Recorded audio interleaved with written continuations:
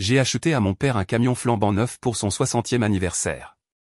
Au dîner, il a levé son verre et a dit, à ma fille idiote, qui essaie d'acheter l'amour avec de l'argent. Tout le monde a ri. Je me suis simplement levé, j'ai souri et je suis parti sans un mot. Le lendemain matin, son allée était vide et mon téléphone a explosé sous 88 appels manqués. Je ne suis pas le genre de personne qui s'attend à une ovation debout pour avoir fait quelque chose de gentil, surtout quand il s'agit de la famille. Mais quand j'ai surpris mon père avec un camion flambant neuf pour son 60e anniversaire, un Peugeot Landtrek toutes options qui l'obsédaient depuis des mois, je ne m'attendais pas à ce qu'il porte un toast à ma stupidité devant 14 personnes. Il m'a regardé droit dans les yeux, le verre levé, et l'a dit comme si c'était une blague qu'il mourait d'envie de partager. À ma fille idiote, qui essaie d'acheter l'amour avec de l'argent. Il y a eu des rires. Des vrais rires, bruyants, sans filtre. Certaines personnes avaient l'air confuses, peut-être mal à l'aise, mais personne n'a dit un mot pour l'arrêter. Personne ne m'a défendu. Camille a gloussé comme si elle trouvait ça adorable. Manon a eu un sourire en coin. Même son ami Gérard, qui m'avait dit un jour que je lui rappelais sa nièce, l'intelligente de la famille, n'a rien dit. Je me suis simplement levé, j'ai souri comme si de rien n'était, je suis sorti par la cuisine et j'ai conduit jusqu'à la maison dans un silence total. Ce que personne ne savait, c'est que ce camion m'avait coûté plus que de l'argent. Je travaille dans la finance, mais pas le genre glamour. Le vrai genre, des tableurs, des semaines de 60 heures, des projets qui dévorent vos week-ends. J'avais mis de l'argent de côté pendant plus de 2 ans, en sautant les plats à emporter, en disant non à de nouveaux vêtements, en restant à la maison pendant que mes amis partaient en voyage. J'avais même annulé mon abonnement à la salle de sport pendant 6 mois et je m'entraînais à la maison juste pour économiser davantage. Je savais que je n'aurais pas droit à un câlin de film dramatique, mais je ne m'attendais pas non plus à être publiquement humilié comme ça. Ce n'était pas la première fois, non plus. Mon père a toujours eu le talent de transformer l'amour en quelque chose de transactionnel. En grandissant, je n'étais jamais assez bien de la manière qui semblait compter pour lui. J'étais intelligente. J'ai été acceptée dans une excellente université, j'ai trouvé un bon travail, mais ce n'était jamais parfait à la façon de Camille. Camille était l'enfant chéri, coach sportive, reine de la mode sur les réseaux sociaux, taille fine, sourire parfait. Quand nous étions enfants, il m'a un jour forcé à retirer la photo de classe de Camille de mon portefeuille parce que cela me donnait l'air jalouse. L'histoire du poids c'était toujours présent dans chaque commentaire, chaque dîner d'anniversaire où il commandait une salade pour moi sans me demander. Il disait que c'était par amour. Manon m'a dit un jour, il s'inquiète juste pour ta santé. Sauf qu'il ne s'inquiétait pas, il jugeait. Il mesurait. Quand j'avais 21 ans, il m'a dit qu'aucun homme ne m'aimerait si je ne descendais pas en dessous de 70 kilos. Ce chiffre m'a collé à la peau pendant des années comme une malédiction. Alors, quand j'ai économisé et acheté ce camion la couleur exacte, les finitions, même cette stupide fonction de siège refroidissant dont il s'extasiait, je n'achetais pas l'amour. Je prouvais que je pouvais lui donner quelque chose qu'il ne m'avait jamais donné, de la générosité sans condition. Mais j'aurais dû me douter. Cette nuit-là, je n'ai pas pleuré. J'aimerais pouvoir dire que si, mais je suis juste restée assise dans mon appartement, à regarder dans le vide. Quelque chose s'est éteint en moi. Je me sentais comme une idiote, mais je me sentais aussi étrangement calme, comme si j'avais enfin atteint le dernier arrêt d'un long voyage que je n'avais jamais voulu entreprendre. Le lendemain matin, j'ai vérifié les papiers. Le concessionnaire avait immatriculé le camion à mon nom, mais je n'avais pas encore transféré la carte grise. Légalement, il était toujours à moi. J'ai appelé le directeur et lui ai expliqué la situation. Il se souvenait de moi. Il a dit que si je le ramenais rapidement et qu'il était encore propre, il pourrait annuler les formalités et le vendre comme un modèle de démonstration. Je récupérerais la plupart de mon argent. Donc, je suis allé chez lui vers 6h15 le lendemain matin. Le quartier dormait encore. Ses arroseurs automatiques fonctionnaient. Le ruban rouge était toujours sur le capot, flétrissant à cause de la rosée. J'ai déverrouillé la portière avec le deuxième jeu de clés, celui que je gardais dans ma boîte à gants, j'ai démarré le moteur et j'ai reculé hors de l'allée sans que personne ne me voie. Le temps que je rentre chez moi, mon téléphone avait explosé de notifications, 28 appels manqués, quelques messages vocaux. Mais je ne les ai pas écoutés. Je me suis juste assise sur le bord de mon lit, tenant le téléphone comme s'il appartenait à quelqu'un d'autre. Il y avait des textos de Camille. Pourquoi as-tu fait ça? Es-tu sérieusement aussi mesquine? Il panique complètement. Vraiment, il perd la tête. Appelle-moi. Manon en a envoyé un aussi. Juste 3 mots, tu l'as entendu. Mais aucune d'elles ne m'a demandé comment je me sentais. Et mon père, il a laissé un message vocal disant que je l'avais embarrassé devant ses amis, comme s'il s'agissait d'une transaction commerciale qui avait mal tourné. C'était le début de l'effondrement. Il n'avait aucune idée de la vitesse à laquelle les choses allaient s'effondrer. Je n'ai retourné aucun appel ce jour-là. Ni le sien, ni celui de Camille, ni celui de Manon. J'ai laissé mon téléphone vibrer sur le comptoir et je suis allé directement à la salle de sport. C'était devenu discrètement mon refuge dans les mois qui ont précédé son anniversaire. Y aller, sans annonce, sans selfies à la salle de sport, sans grande déclaration, juste du travail. Ma thérapeute a dit un jour que parfois, on ne change pas pour prouver quelque chose aux autres, on le fait pour ne pas continuer à se détester chaque fois qu'on voit son propre reflet. Celle-là m'a touché plus que je ne l'ai admis. Je suis resté 2 heures. Je ne faisais même rien de spécial. Tapis de course, machine juste bouger jusqu'à ce que le bruit dans ma tête se calme. Quand j'ai enfin vérifié mon téléphone, il y avait plus d'appels manqués qu'avant. 37 maintenant. Un message vocal de Camille, 3 de mon père et 2 de Manon. Quelques textos. Un de Camille disait juste, tellement dramatique. Sérieusement, c'était une blague. Grandis un peu. C'était sa version du réconfort, je suppose. Un autre de Manon, tu l'as embarrassé. S'il te plaît, appelle-moi. Mais aucune d'elles ne m'a demandé comment j'allais. Aucune d'elles n'a dit, désolé. Le seul message vocal de mon père que j'ai écouté était juste lui faisant les 100 pas, quelque part entre la colère et la condescendance. Il a dit que je surréagissais, que c'était une blague inoffensive et que les gens avaient ri parce que c'était drôle. Puis il a ajouté quelque chose qui m'a glacé le sang, si tu comptes être aussi sensible, peut-être que tu ne devrais plus venir. J'ai fixé le mur pendant 1 minute entière avant de le supprimer. Ce qu'il ne savait pas, ce qu'aucun d'eux ne savait, c'est que ce n'était pas à propos d'un toast. Ce n'était pas non plus à propos du camion. C'était à propos d'années de commentaires comme celui-là, d'années où l'on m'a dit que j'étais trop sensible, trop grosse, trop banale, trop sérieuse, trop dramatique, pas assez de ceci, trop de cela. Chaque fois que j'essayais de me rapprocher, il trouvait un moyen de me faire sentir comme une obligation, comme si mon travail était soit de rire de moi-même, soit de me taire. Il m'appelait ça, grande fille, depuis mes 12 ans. Quand je le suppliais d'arrêter, il levait les yeux au ciel. À 17 ans, quand je lui ai montré ma robe de bal, il a demandé si j'étais sûr de ne pas vouloir essayer quelque chose de plus flatteur. J'y suis allé seul cette année-là, non pas parce que je n'avais pas d'option, mais parce que je ne pouvais pas supporter l'idée qu'il me voie dans cette robe et pense, elle croit vraiment qu'elle est belle. Je suis resté avec tout ça dans mon appartement cette nuit-là, mangeant des restes froids en silence, réalisant que c'était probablement la fin. Pas juste une dispute, un changement. Un avant et un après. Le lendemain matin, j'ai ouvert Instagram. Je n'aurais pas dû, mais je l'ai fait.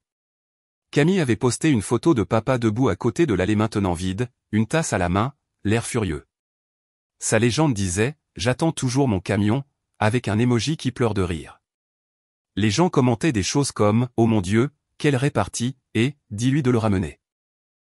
Quelqu'un a même écrit, j'espère qu'elle a gardé le reçu. J'ai pris une capture d'écran, puis je l'ai bloqué. Fini. C'est là que j'ai appelé ma thérapeute. Nous avions commencé des séances hebdomadaires après le Noël précédent, celui où mon père avait dit à tout le monde au dîner qu'il espérait que Camille m'aiderait à me ressaisir cette année. Elle avait ri et dit, elle fait de son mieux, papa. Il avait haussé les épaules. Je m'étais excusé pour aller aux toilettes et je m'étais assise sur le bord de la baignoire pendant 20 minutes, essayant de ne pas vomir.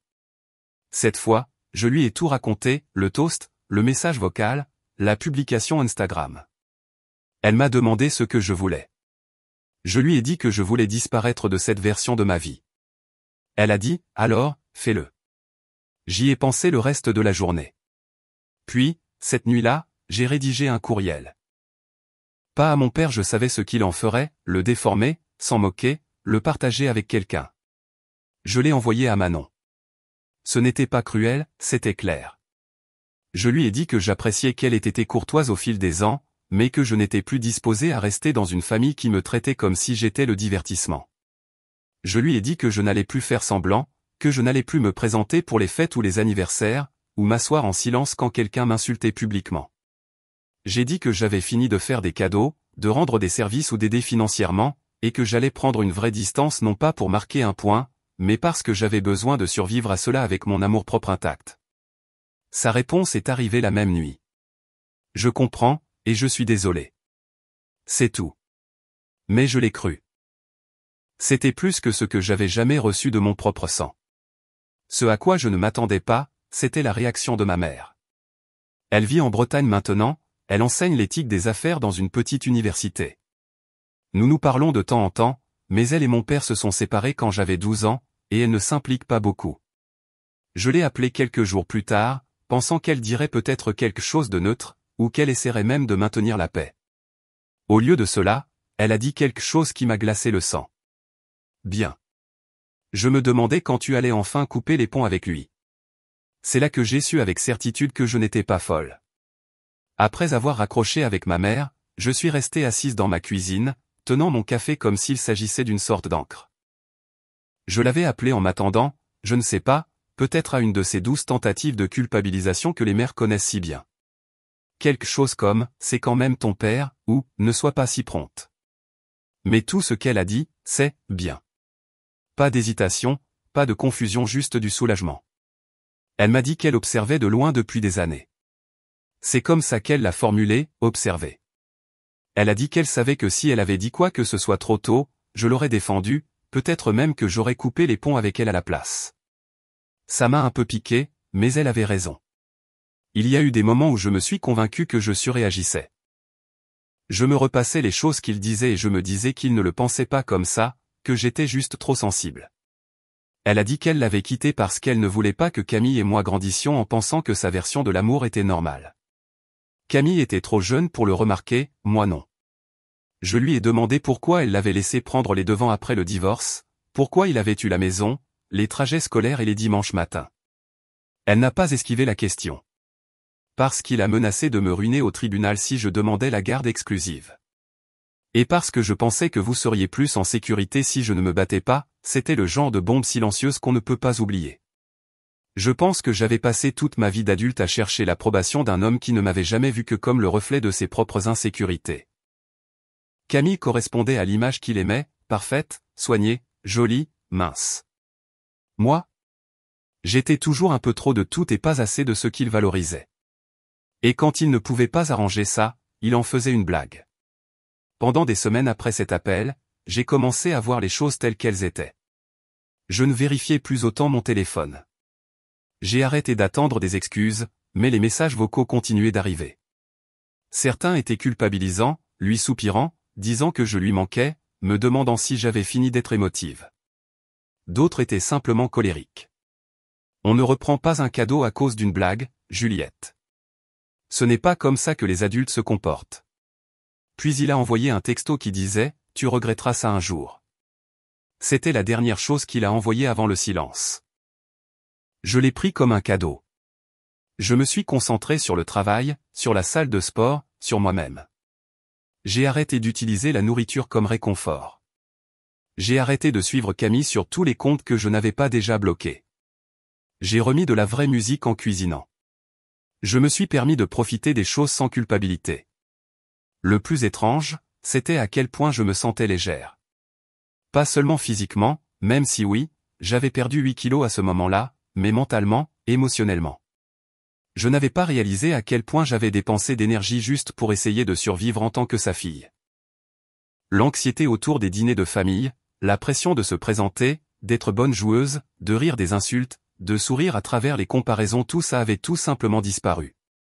Puis un après-midi, en rentrant de la salle de sport, j'ai trouvé un courriel qui m'attendait dans ma boîte de réception. L'objet était exactement ce à quoi je m'attendais, parlons. C'était court, comme s'il écrivait à un collègue à propos d'une réunion manquée.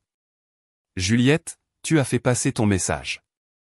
J'aimerais qu'on s'assoie et qu'on en discute comme des adultes. Ce comportement a assez duré. Fais-moi savoir quand tu es libre. Papa. Pas d'excuses, pas de conscience de soi, juste un homme qui ne pouvait pas croire que j'étais réellement parti. Je n'ai pas répondu. Je ne l'ai même pas supprimé. Je l'ai juste imprimé, plié en deux, et glissé à l'arrière de mon journal, juste à côté de la copie du reçu du camion. La semaine suivante, Manon m'a envoyé par texto la photo d'un ticket de caisse. Rien d'autre, juste une liste d'articles, le total, et une note en bas qui disait « Refusé ». 2 heures plus tard, un autre texto, il a essayé d'utiliser ton ancienne carte. Je pense que tu devrais l'annuler. C'est là que j'ai réalisé quelque chose. Il n'essayait pas de réparer quoi que ce soit. Il essayait de me faire revenir par commodité. Mais je n'étais plus son filet de sécurité, et je ne faisais que commencer. J'ai annulé l'ancienne carte le soir même, assise sur mon canapé avec mon ordinateur portable brillant dans le noir. C'était une de ces cartes de secours que je lui avais données il y a des années pour les « urgences seulement ». Je n'y avais pas pensé depuis une éternité. Je suppose qu'une partie de moi espérait qu'il avait oublié son existence. Il s'est avéré que la seule chose qu'il avait oubliée, c'est que je n'étais plus son filet de sécurité personnel. La transaction que Manon m'a envoyée des courses, 168,25 €, refusée n'était pas un accident. Il a essayé 2 fois de plus ce jour-là. Même total. Comme s'il pensait que c'était juste un bug. Comme si j'allais finir par arranger ça pour lui.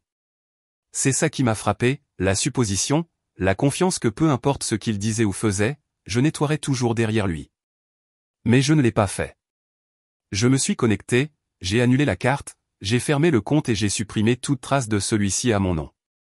Ça aurait dû être la fin, mais bien sûr, ça ne l'a pas été.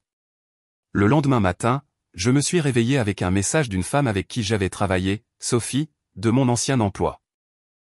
Nous ne nous étions pas parlé depuis presque 2 ans. Son message commençait par « Salut, je ne sais pas si c'est vrai, mais ton père m'a envoyé un message hier soir. » J'ai fait défiler et mon estomac s'est noué. Il l'avait contacté, et apparemment plusieurs autres personnes que je connaissais, en disant que j'étais dans un « mauvais état mental », que j'avais fait des choses étranges comme donner une voiture, la reprendre, et m'isoler de ma famille. Il a dit qu'il craignait que je me fasse du mal. Il a même joint une photo de nous d'il y a 3 ans au dîner de fiançailles de Camille moi, plus grosse, souriant maladroitement, son bras autour de mon épaule. La légende en dessous disait « Avant qu'elle ne change ». Mes mains tremblaient. Ce n'était même pas de la colère, c'était quelque chose de plus froid, quelque chose comme du dégoût. L'homme qui m'avait traité d'idiote devant une foule se présentait maintenant comme le père au cœur brisé d'une fille mentalement instable. Je n'ai pas répondu à Sophie. Je n'ai rien posté. Je ne me suis pas défendu. J'ai appelé mon avocate. Maître Valois n'était pas une avocate spécialisée en divorce ou quelque chose de dramatique comme ça, c'était quelqu'un que je connaissais du travail, une femme brillante qui s'occupait des litiges de confidentialité et financiers. Je lui ai raconté toute l'histoire, le camion, l'insulte, les appels, la carte, les messages Facebook, tout. J'ai envoyé des captures d'écran. Elle les a lus et a dit doucement, il essaie de construire un récit avant que vous ne le puissiez. À la fin de la journée, elle avait rédigé une lettre de cessation et d'abstention. Ce n'était pas méchant, juste ferme, direct. Elle lui disait d'arrêter de diffuser de fausses informations à mon sujet, d'arrêter de contacter quiconque que je connaissais, et d'arrêter d'utiliser mon nom publiquement. 2 jours plus tard, Manon m'a envoyé un texto. Il a reçu la lettre. Il est furieux. A dit que tu l'as encore humilié. Je n'ai pas répondu. Je ne lui devais pas ça. Le lendemain, Camille m'a envoyé un texto de nulle part. Tu as vraiment envoyé un avocat après papa?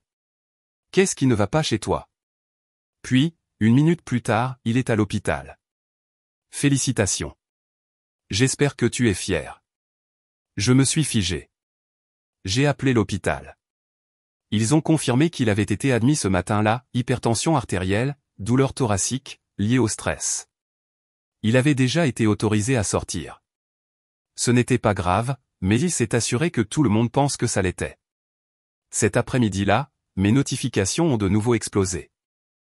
Il avait posté une photo de lui en blouse d'hôpital, la main sur le cœur pour les faits. La légende disait, parfois, votre cœur se brise plus que vos enfants ne le comprendront jamais. Des centaines de commentaires, reste fort. Tu es un homme bon. Les jeunes d'aujourd'hui n'ont aucun respect. Je prie pour ta guérison. Camille a commenté avec un emoji cœur. J'ai fixé la publication si longtemps que je n'ai même pas réalisé que je tremblais. Je n'étais plus triste, juste engourdi, car je voyais enfin clairement le schéma. Il ne voulait pas de réconciliation, il voulait le contrôle. Il ne voulait pas une fille, il voulait un public. Cette nuit-là, j'ai de nouveau parlé à ma thérapeute. Je lui ai montré la publication.